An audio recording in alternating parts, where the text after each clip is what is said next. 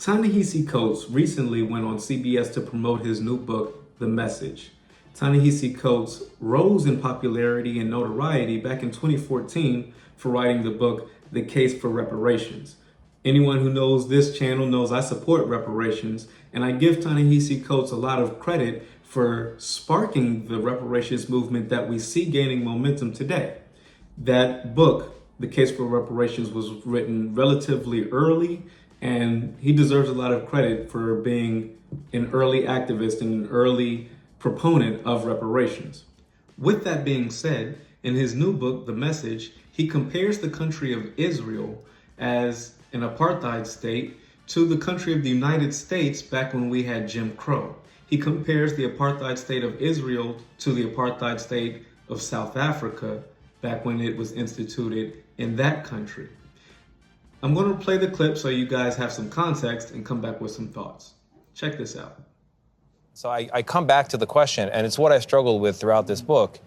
What is it that so particularly offends you about the existence of a Jewish state that is a Jewish safe place and not any of the other states out there?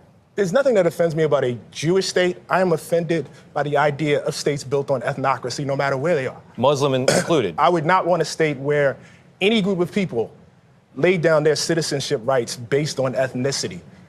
The country of Israel is a state in which half the population exists on one tier of citizenship, and everybody else that's ruled by Israelis exists on another tier, including Palestinian Israeli citizens. The only people that exist on that first tier are Israeli Jews. Why do we support that?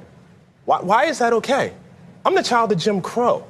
I'm the child of people that were born into a country where that was exactly the case, of American apartheid.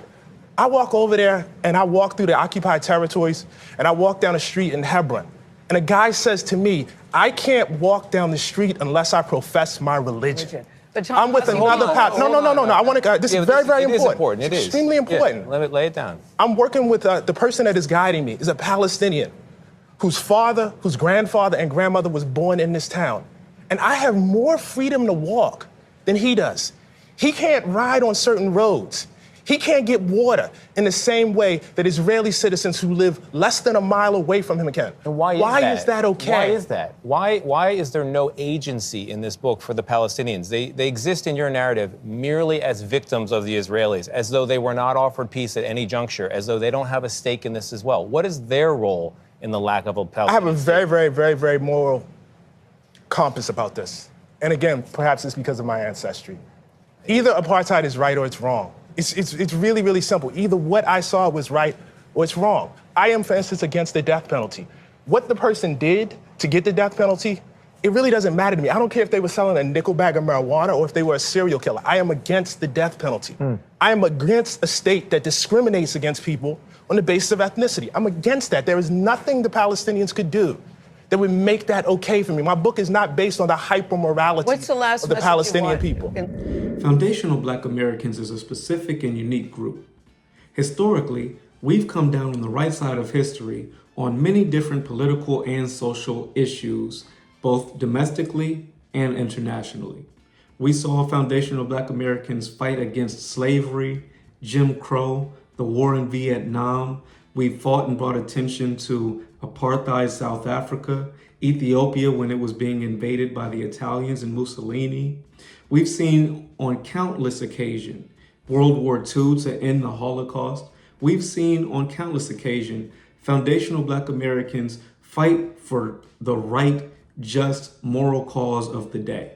So one thing that really frightens the powers that be, the status quo, is foundational Black Americans who are willing to call out the state of Israel as an apartheid state. What you just witnessed Ta-Nehisi Coates do on national television, on a CBS platform, that's groundbreaking. That was really remarkable to see.